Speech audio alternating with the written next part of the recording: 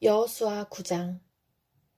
요단강 서쪽의 야산과 평원지대와 지중해 연안에서 레바논에 이르는 곳에 사는 헷사람과 아모리 사람과 가나안 사람과 브리스 사람과 히위 사람과 여부스 사람의 모든 왕이 이 소식을 듣고 함께 모여서 여호수아와 이스라엘에 맞서 싸우기로 뜻을 모았다. 히위 사람인 기브온 주민들은 여호수아라는 사람이 여리고성과 아이성에서 한 일을 듣고서 여호수아를 속이기로 결정하였다. 그들은 낡은 부대와 헤어지고 터져서 기운 가죽 포도주 부대를 나귀에 싣고서 외모를 사절단처럼 꾸미고 길을 떠났다. 발에는 낡아서 기운 신을 신고 몸에는 낡은 옷을 걸쳤으며 마르고 곰팡이 난 빵을 준비하였다. 그들은 길갈 진에 있는 여호수아에게 와서 그와 이스라엘 사람들에게 말하였다. 우리는 먼 곳에서 왔습니다. 이제 우리와 조약을 맺어 주십시오. 이스라엘 사람들이 이 히위 사람들에게 말하였다. 당신들은 우리 근처에 사는 듯한데 어떻게 우리가 당신들과 조약을 맺을 수 있겠소? 그들이 여호수아에게 말하였다. 우리를 종으로 삼아 주십시오. 여호수아가 그들에게 물었다. 당신들은 누구이며 어디에서 왔소? 그들이 여호수아에게 대답하였다. 종들은 주 하나님의 명성을 듣고서 아주 먼 곳에서 왔습니다. 우리는 주님께서 이집트에서 하신 모든 일을 들었으며 또 주님께서 요단강 동쪽 아모리 사람의 두 왕 곧 헤스본 왕 시온과 아스타롯에 있는 바산 왕 옥에게 하신 일을 모두 들었습니다. 그래서 우리 땅에 살고 있는 장로들과 모든 주민이 우리를 이리로 보냈습니다. 우리 기브온 주민은 종이 될 각오가 되어 있다는 것을 말씀드리고 우리와 평화 조약을 맺어달라고 하는 부탁을 하려고 길에서 먹을 양식을 준비해가지고 이렇게 왔습니다. 우리가 가져온 이 빵을 보십시오. 우리가 이리로 오려고 길을 떠나던 날 집에서 이 빵을 쌀 때만 하더라도 이 빵은 따뜻하였습니다. 그러나 보십시오. 지금은 말랐고 곰팡이가 났습니다. 우리가 포도주를 담은 이 가죽 부대도 본래는 새 것이었습니다. 그런데 보십시오. 낡아서 찢어졌습니다. 우리의 옷과 신도 먼 길을 오는 동안 이렇게 낡아서 헤어졌습니다. 이스라엘 사람들은 어떻게 해야 할지를 주님께 묻지도 않은 채 그들이 가져온 양식을 넘겨받았다. 여호수아는 그들과 화친하여 그들을 살려준다는 조약을 맺고 회중의 지도자들은 그 조약을 지키기로 엄숙히 맹세하였다. 이스라엘 사람들은 그들과 조약을 맺은 지 사흘이 지난 뒤에 자기들과 조약을 맺은 사람들이 가까운 이웃이고 자기들 가까이에서 사는 사람들임을 알게 되었다. 이스라엘 자손은 그리로 가서 보려고 길을 떠났는데 겨우 사흘 만에 자기들과 조약을 맺은 사람들이 살고 있는 여러 성읍에 이르렀다. 그들이 살고 있는 성읍은 기브온과 그비라와 브에롯과 기럇 여아림이었다.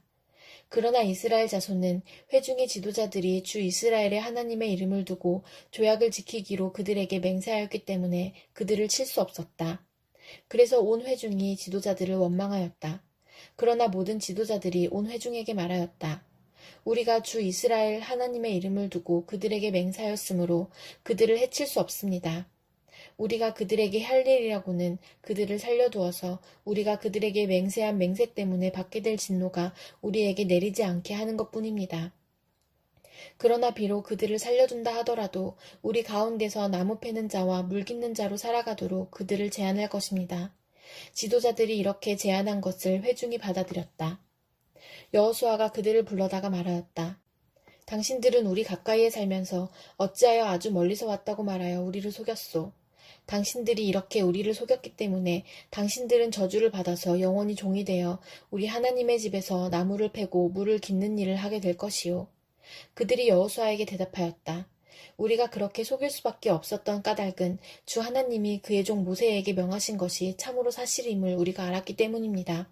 하나님이 이 땅을 다 이스라엘 사람에게 주라고 명하셨고 이스라엘 사람이 보는 앞에서 이 땅에 사는 모든 사람을 다 죽이라고 명하셨다는 것을 우리가 들어서 알았습니다.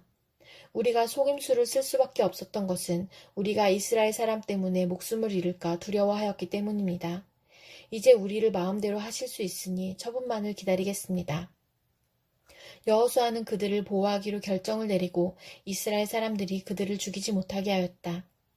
바로 그날로 여호수아는 그들을 회중을 섬기고 주님의 제단을 돌보는 종으로 삼아 나무를 패고 물을 깃는 일을 맡게 하였다. 그들은 오늘까지 주님께서 택하신 곳에서 그 일을 하고 있다. 시편 140편. 주님, 악인에게서 나를 건져주시고 포악한 자에게서 나를 보호하여 주십시오. 그들은 속으로 악을 계획하고 날마다 전쟁을 준비하러 모입니다. 뱀처럼 날카롭게 혀를 벼린 그들은 입술 아래에는 독사의 독을 품고 있습니다. 주님, 악인에게서 나를 지켜주시고 포악한 자에게서 나를 보호하여 주십시오. 그들이 나를 밀어서 넘어뜨리려 합니다. 오만한 사람들이 나를 해치려고 몰래 덫과 올가미를 놓고 길목에는 그물을 치고 나를 빠뜨리려고 함정을 팠습니다. 그러나 나는 주님께 아뢰기를 주님은 나의 하나님이십니다. 주님, 나의 애원하는 소리에 귀를 기울여 주십시오 하고 말하였습니다. 내 구원의 힘이신 주 하나님, 전쟁을 하는 날에 주님께서 내 머리에 투구를 씌워 보호해 주셨습니다. 주님, 악인의 욕망을 이루어주지 마시고 그들이 우쭐대지 못하도록 그들의 계획이 성공하지 못하게 해주십시오. 나를 애워싸고 있는 자들이 승리하지 못하게 해주십시오. 그들이 남들에게 퍼붓는 재앙을 다시 그들에게 되덮어 주십시오. 뜨거운 숯불이 그들 위에 쏟아지게 하시고 그들이 불구덩이나 수렁에 빠져서 다시는 일어나지 못하게 해주십시오. 혀를 놀려 남을 모함하는 사람은 이 땅에서 버젓이 살지 못하게 해주십시오. 폭력을 놀이삼는 자들에게는 큰 재앙이 늘 따라다니게 해주십시오. 주님이 고난받는 사람을 변호해 주시고 가난한 사람에게 공의를 베푸시는 분임을 나는 알고 있습니다. 분명히 의인은 주님의 이름에 찬양을 돌리고 정직한 사람은 주님 앞에서 살 것입니다. 시편 141편. 주님, 내가 주님을 부르니 내게로 어서 와 주십시오. 주님께 부르짖는 내 음성에 귀를 기울여 주십시오. 내 기도를 주님께 드리는 분향으로 받아주시고 손을 위로 들고서 드리는 기도는 저녁 제물로 받아주십시오. 주님, 내 입술 언저리에 파수꾼을 세우시고 내 입 앞에는 문지기를 세워주십시오. 내 마음이 악한 일에 기울어지지 않게 해주십시오. 악한 일을 하는 자들과 어울려서 악한 일을 하지 않게 도와주십시오. 그들의 진수성찬을 먹지 않게 해주십시오. 의인이 사랑의 매로 나를 쳐서 나를 꾸짖게 해주시고 악인들에게 대접을 받는 일이 없게 해주십시오. 나는 언제나 그들의 악행을 고발하는 기도를 드리겠습니다. 그들의 통치자들이 돌뿌리에 걸려서 넘어지면 그제서야 백성은 내 말이 옳았음을 알고서 내게 귀를 기울일 것입니다. 맷돌이 땅에 부딪혀서 깨지듯이 그들의 해골이 부서져서 수월 어귀에 흩어질 것입니다. 주 하나님, 내 눈이 주님을 우러러보며 주님께로 내가 피하니 내 영혼을 벌거벗겨서 내쫓지는 말아주십시오. 내 원수들이 나를 잡으려고 쳐놓은 덫에서 나를 지켜주시고 악한 일을 저지르는 사람들의 함정에서 나를 건져주십시오. 악인들은 자기가 친 덫에 걸려서 넘어지게 해주시고 나만은 안전하게 빠져나가게 해주십시오. 예레미야 3장.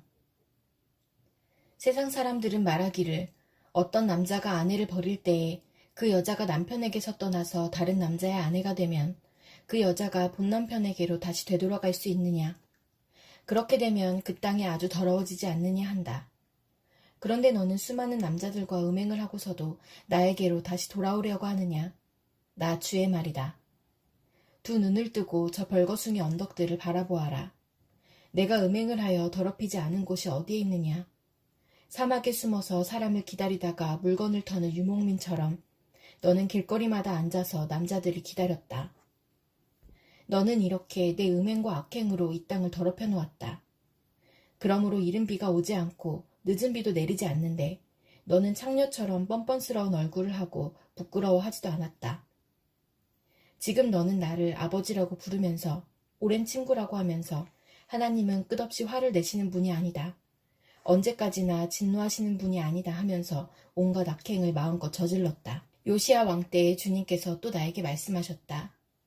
너는 저 배신한 이스라엘이 한 일을 보았느냐? 그가 높은 산마다 올라가서 음행을 하였고 또 푸른 나무가 있는 곳마다 그 밑에서 음행을 하였다. 그래도 나는 그가 이 모든 음행을 한 다음에 다시 나에게로 돌아오려니 하고 생각하였다. 그러나 그는 끝내 돌아오지 않았다. 신실하지 못한 그의 아우 유다까지도 언니의 변절을 보았다. 유다는 이스라엘이 나를 배신하고 음행을 하다가 바로 그것 때문에 나에게서 내쫓기는 것과 이혼장을 쥐고 내쫓기는 것을 보았다. 그러나 이 신실하지 못한 아우 유다가 두려운 줄도 모르고 오히려 자기도 가서 음행을 하였다. 그것을 내가 직접 보았다. 그는 음행하는 것을 가벼운 일로 여겨 그 땅을 더럽히고 심지어 돌과 나무를 음란하게 섬겼다. 이런 온갖 음행을 하면서도 배신한 자매 유다는 건성으로 나에게 돌아온 척만 하고 진심으로 돌아오지는 않았다. 나 주의 말이다. 주님께서 또 나에게 말씀하셨다. 비록 이스라엘이 나를 배신하였다고 하지만 신실하지 못한 유다보다는 낫다. 너는 북쪽으로 가서 이 모든 말을 선포하여라. 배신한 이스라엘아, 돌아오너라. 나 주의 말이다. 내가 다시는 노한 얼굴로 너를 대하지 않겠다. 나는 자비로운 하나님이다. 나 주의 말이다. 내가 너를 영원히 품지는 않겠다. 다만 너는 너의 죄를 깨달아라. 너는 너의 주 하나님을 배반하고 떠나서 푸른 나무마다 찾아다니며 그 밑에서 다른 신들에게 너의 몸을 내맡겼으며 나에게 순종하지 않았다. 너는 이것을 깨달아라. 나 주의 말이다. 나를 배신한 자녀들아, 돌아오너라. 나 주의 말이다. 내가 너희의 보호자다. 내가 성읍마다 한 사람씩, 가문마다 두 사람씩 택하여 너희를 시온산으로 데려오겠다. 그때에 내가 마음에 맞는 목자들을 너희에게 세워주겠다. 그러면 그들이 지식과 훈계로 너희를 양육할 것이다. 그때가 이르러서 너희가 이 땅에서 번성하여 많아지면 아무도 다시는 주의 언약궤를 말하지 않을 것이다. 나 주의 말이다. 그것을 다시는 마음속에 떠올리지도 않을 것이며 기억하거나 찾지도 않을 것이다. 그것이 필요도 없을 것이다. 그때에는 누구나 예루살렘을 주의 보좌라고 부를 것이며 문 민족이 그리로 예루살렘에 있는 주 앞으로 모일 것이다. 그들이 다시는 자기들의 악한 마음에서 나오는 고집대로 살지 않을 것이다. 그때에는 유다 집안과 이스라엘 집안이 하나가 되어서 다 같이 북녘 땅에서 나와서 내가 너희 조상에게 유산으로 준 땅으로 들어갈 것이다. 나는 스스로 이렇게 생각하였다. 내가 너희를 나의 자녀로 삼고 너희에게 아름다운 땅을 주어서 문 민족 가운데서 가장 아름다운 유산을 받게 하면 너희가 나를 아버지라고 부르며 나만을 따르고 나를 떠나가지 않을 것이라고 생각하였다. 그런데 이스라엘 백성아, 마치 남편에게 정절을 지키지 않은 여인처럼 너희는 나를 배신하였다. 나 주의 말이다. 애타는 소리가 벌거숭이 언덕에서 들린다. 이스라엘 자손이 울부짖으면서 간구하는 소리다. 그들이 올곧은 길에서 벗어나고 자기들의 하나님이신 주님을 잊었기 때문이다. 너희 변절한 자녀들아, 내가 너희의 변절한 마음을 고쳐줄 터이니 나에게로 돌아오너라. 우리가 지금 주님께 돌아옵니다. 주님만이 주 우리의 하나님이십니다. 언덕에서 드리는 이교 제사가 쓸데없고 산 위에서 드리는 축제의 제사가 우리를 구원하지 못합니다. 이스라엘의 구원은 진실로 주 우리의 하나님께만 있습니다. 옛부터 우리 조상이 애써서 얻은 모든 것을 그 수치스러운 우상이 삼켜버렸습니다. 우리 조상이 애써 모은 양떼와 소떼와 아들과 딸들을 모두 삼켜버렸습니다. 그러므로 이제 우리는 수치를 요로 깔고 부끄러움을 이불로 덮겠습니다. 우리 조상이 아득한 옛날부터 오늘날까지 주 우리 하나님께 죄를 지었기 때문입니다. 주 우리 하나님께 순종하지 않았기 때문입니다. 마태복음 17장. 그리고 엿새 뒤에 예수께서는 베드로와 야고보와 그의 동생 요한을 따로 데리고서 높은 산에 올라가셨다. 그런데 그들이 보는 앞에서 그의 모습이 변하였다. 그의 얼굴은 해와 같이 빛나고 옷은 빛과 같이 희게 되었다. 그리고 모세와 엘리야가 그들에게 나타나더니 예수와 더불어 말을 나누었다. 그때 베드로가 예수께 말하였다. 선생님, 우리가 여기에 있는 것이 좋습니다. 원하시면 제가 여기에다가 초막을 셋 지어서 하나에는 선생님을, 하나에는 모세를, 하나에는 엘리야를 모시도록 하겠습니다. 베드로가 아직도 말을 하고 있는데 갑자기 빛나는 구름이 그들을 뒤덮었다. 그리고 구름 속에서 이는 내 사랑하는 아들이다. 나는 그를 좋아한다. 너희는 그의 말을 들어라 하는 소리가 들려왔다. 제자들은 이 말을 듣고서 얼굴을 땅에 대고 엎드렸으며 몹시 두려워하였다. 예수께서 가까이 오셔서 그들에게 손을 대시고 말씀하셨다. 일어나거라. 두려워하지 말아라. 그들이 눈을 들어서 보니 예수 밖에는 아무도 없었다. 그들이 산에서 내려올 때에 예수께서 그들에게 명하셨다. 인자가 죽은 사람들 가운데서 살아날 때까지는 그 광경을 아무에게도 말하지 말아라. 제자들이 예수께 물었다. 그런데 율법학자들은 어찌하여 엘리야가 먼저 와야 한다고 합니까? 예수께서 대답하셨다. 확실히 엘리야가 와서 모든 것을 회복시킬 것이다. 내가 너희에게 말한다. 엘리야는 이미 왔다. 그러나 사람들이 그를 알지 못하고 그를 함부로 대하였다. 인자도 이와 같이 그들에게 고난을 받을 것이다. 그제서야 비로소 제자들은 예수께서 세례자 요한을 두고 하신 말씀인 줄을 깨달았다. 그들이 무리에게 오니 한 사람이 예수께 다가와서 무릎을 꿇고 말하였다. 주님, 내 아들을 불쌍히 여겨주십시오. 간질병으로 몹시 고통받고 있습니다. 자주 불 속에 빠지기도 하고 물 속에 빠지기도 합니다. 그래서 아이를 선생님의 제자들에게 데리고 왔으나 그들은 고치지 못하였습니다. 예수께서 말씀하셨다. 아, 믿음이 없고 비뚤어진 세대여. 내가 언제까지 너희와 함께 있어야 하겠느냐? 내가 언제까지 너희에게 참아야 하겠느냐? 아이를 내게 데려오너라. 그리고 예수께서 귀신을 꾸짖으셨다.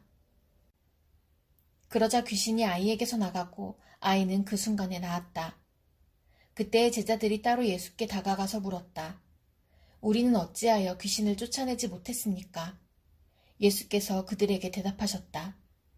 너희의 믿음이 적기 때문이다. 내가 진정으로 너희에게 말한다.